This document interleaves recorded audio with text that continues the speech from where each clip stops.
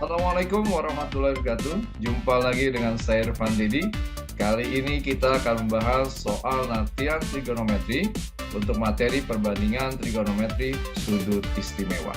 Yuk sama-sama kita bahas soalnya. Oke, perhatikan soal berikut ini. Nilai dari cos 45 tambah sin 45 tambah tangen 45. Nah, ini harus sudah kamu hafalkan ya.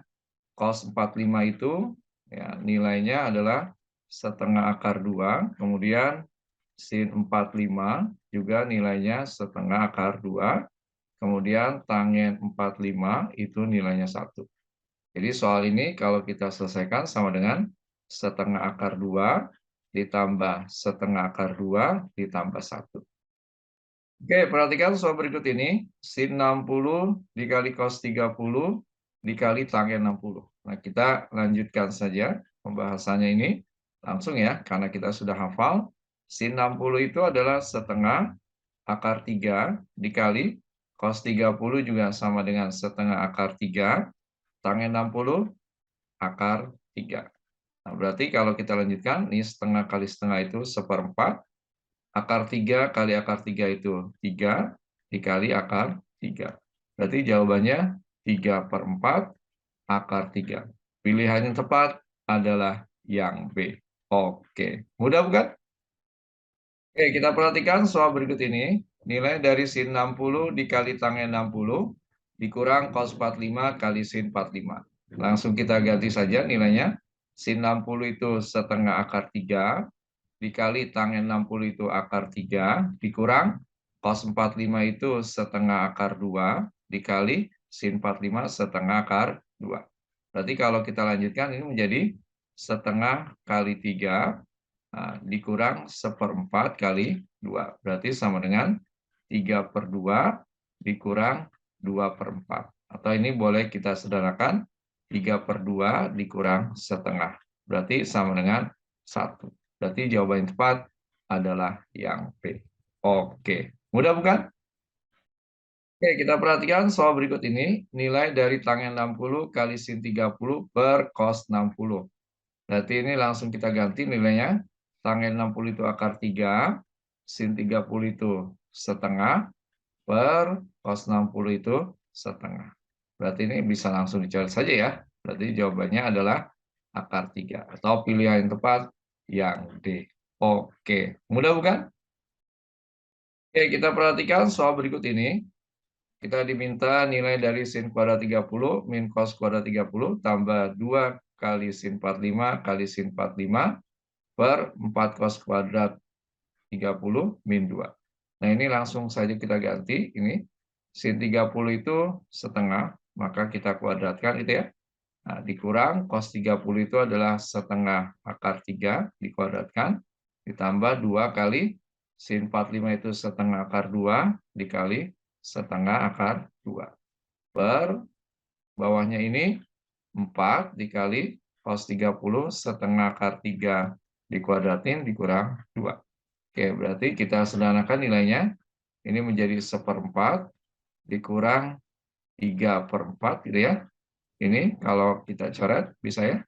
Berarti setengah kali 2 per bawahnya ini 4 dikali ini 3/4 dikurang 2. Nah, kamu perhatikan yang bagian atas ini seperempat dikurang 3/4 itu min 2/4 tambah 1 ya. Per ini bisa kita coret jadi tinggal 3 kurang 2 itu 1.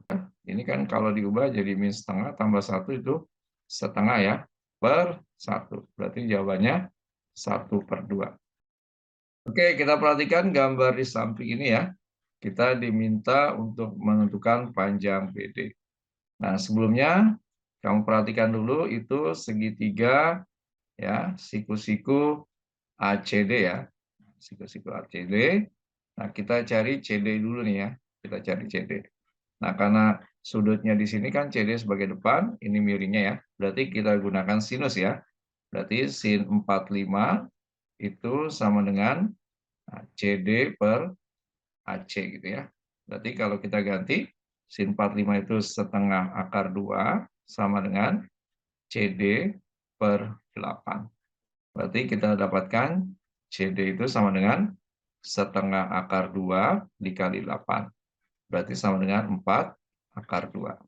Oke, sekarang kamu perhatikan segitiga siku-siku BCD di sini kan berarti 4 akar 2 ya. Kita diminta BD. Nah, di sini adalah depan sudut, di sini samping. Berarti kita gunakan tangen.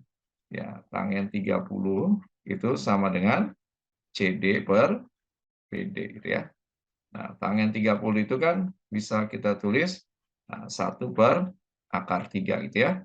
CD-nya 4 akar 2 per BD. Berarti kita dapatkan BD sama dengan 4 akar 2 dikali akar 3. Berarti sama dengan 4 akar 6. Berarti pilihan yang tepat adalah yang A. Oke, mudah bukan? Oke, kita perhatikan soal berikut ini. Pada gambar di samping nilai P adalah berapa? Nah, ini ada dua segitiga ya. Ini kita kasih nama saja biar mudah ya. Ini A, ya, B, kemudian C, dan D. Ya, kita perhatikan dulu segitiga ABC ya. Ini siku-siku di A, sudutnya ini ya. Nah, ini diketahui, berarti ini sampingnya. Nah, kita cari dulu panjang BC-nya ya. Berarti samping per miring itu kan cos. Berarti kita gunakan cos 30 itu sama dengan AC per BC gitu ya. Berarti cos 30 itu kan setengah akar 3 itu sama dengan AC-nya itu 6 per BC gitu ya. Berarti kalau kita lanjutkan, ini bisa kita tulis BC sama dengan 6 kali 2 per akar 3. Berarti bisa kita tulis 12 per akar 3. Nah, ini kalau kamu mau rasionalkan boleh kalikan akar 3 per akar 3.